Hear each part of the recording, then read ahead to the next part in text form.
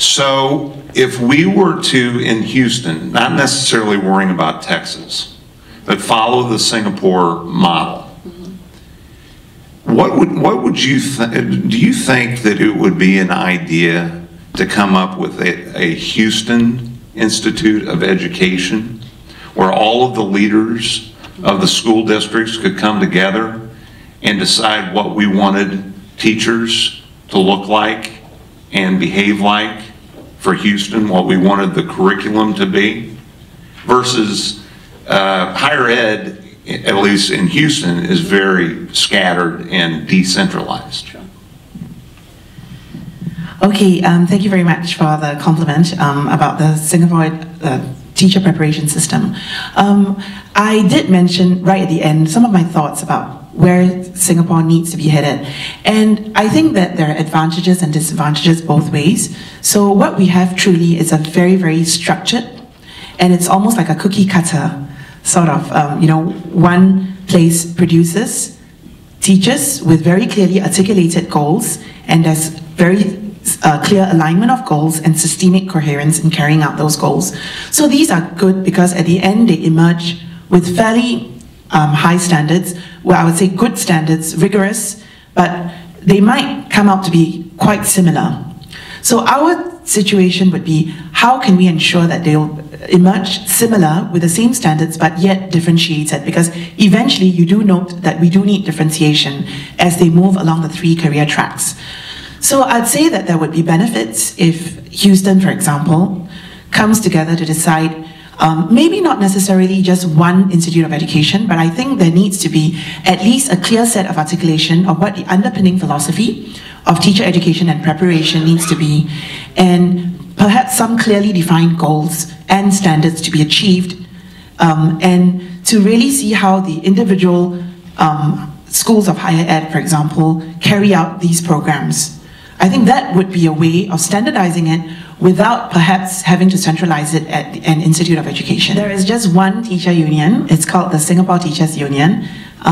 However, they have a very harmonious relationship, as you can imagine, with the Ministry of Education.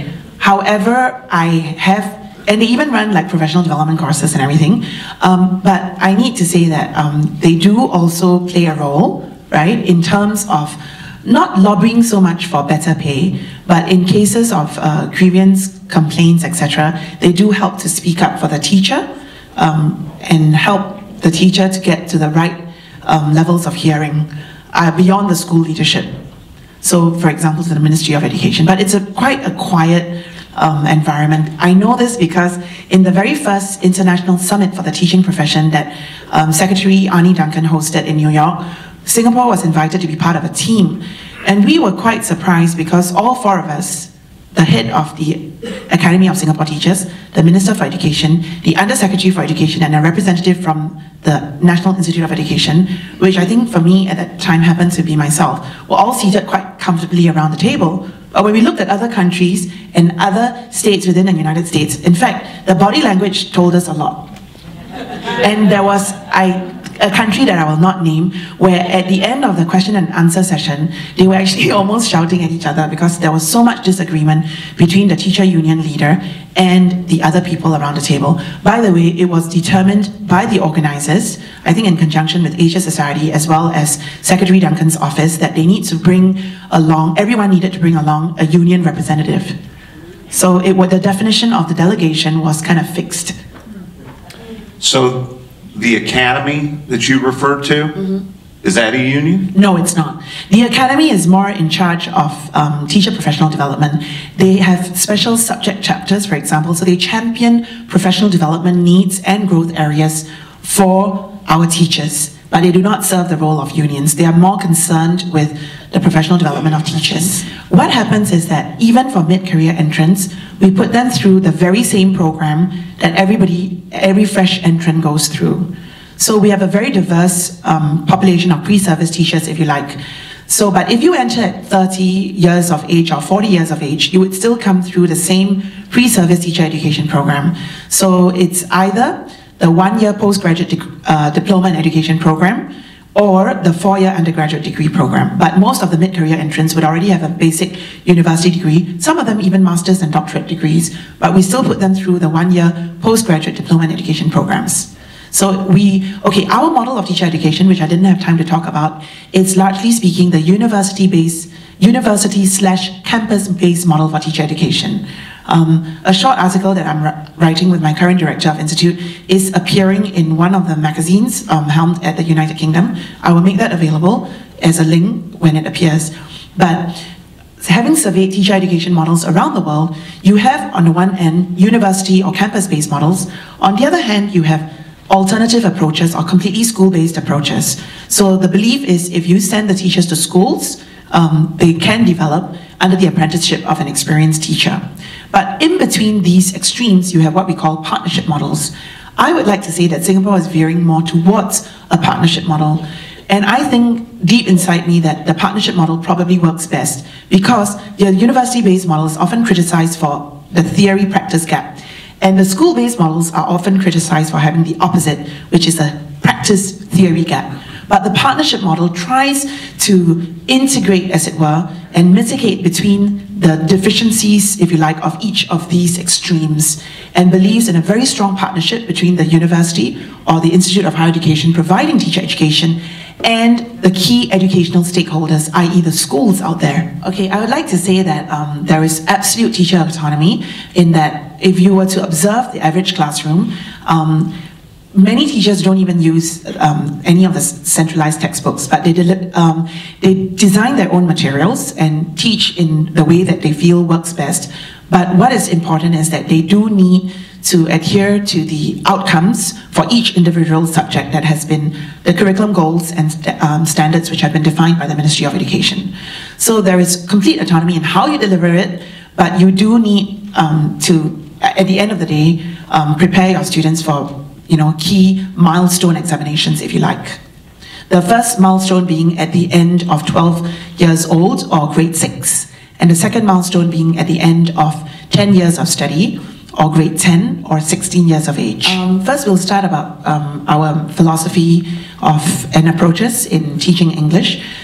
Like the rest of the world, we went through a period in the 1980s which is known as a communicative approach to language teaching.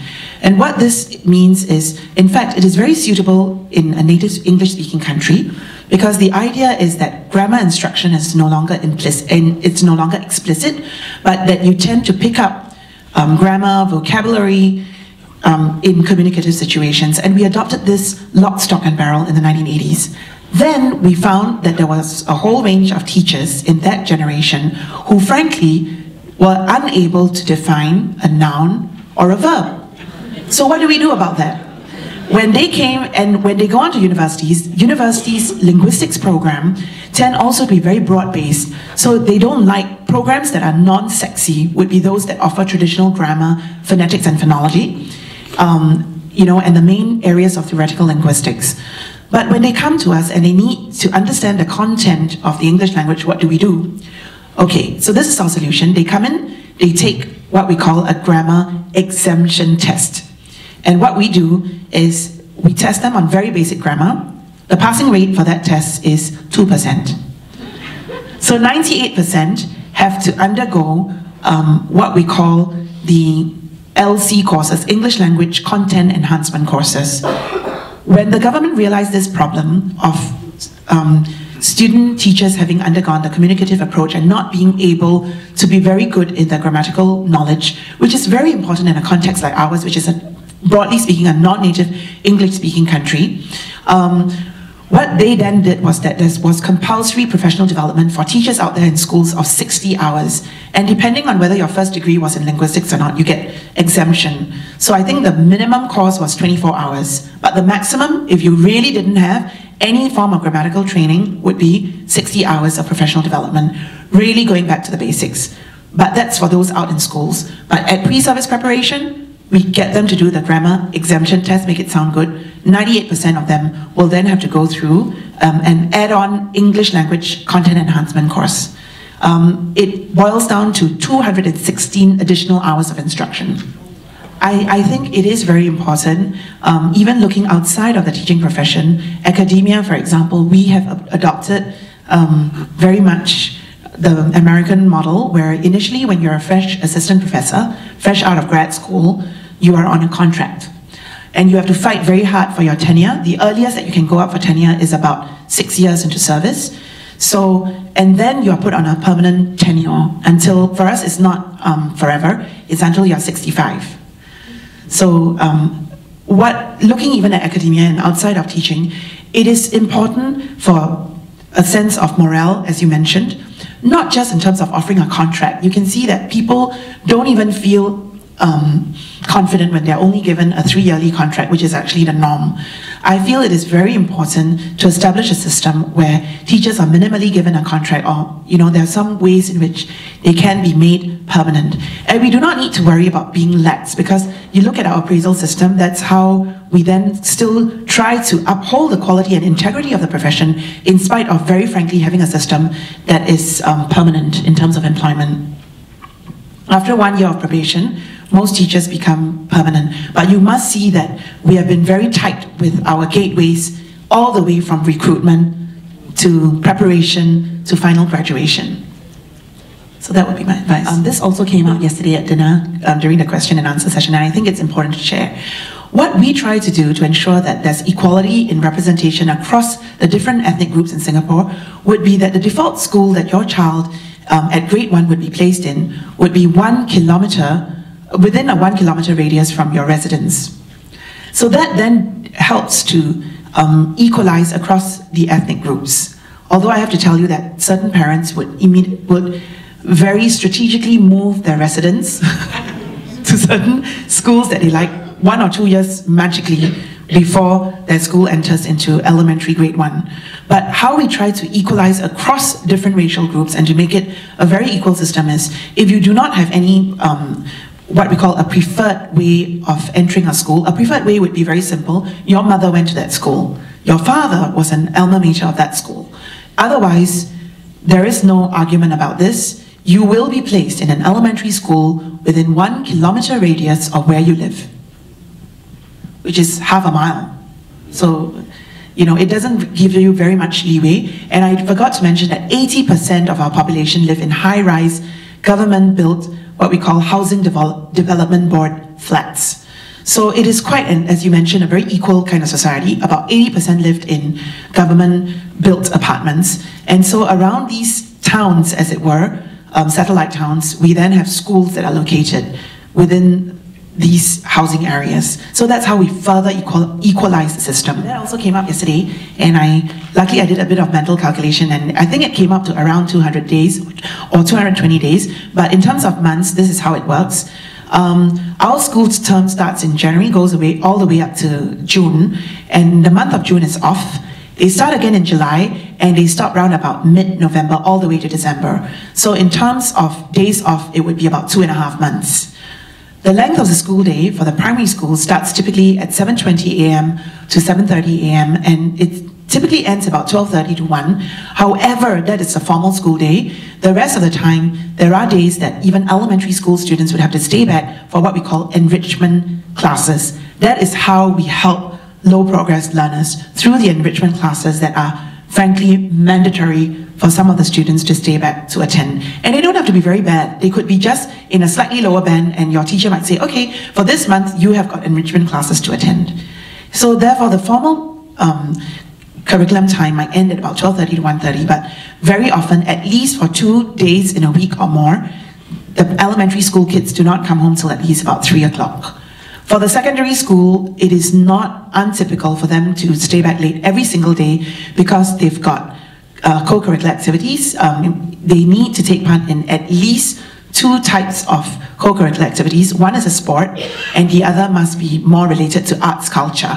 So typically you can have netball, and then you can have debating, for example. So you can't just be a bookworm and join the library and think that you can spend your time studying there. What I said was that very often, when at the interview panel, you would have people saying, why do you want to be a teacher? And the first answer that comes out would be, I love children. But I was in a panel where the teacher spoke passionately about teaching, but really did not have the right disposition to be a teacher. Like, she was looking at the table and talking very softly like this.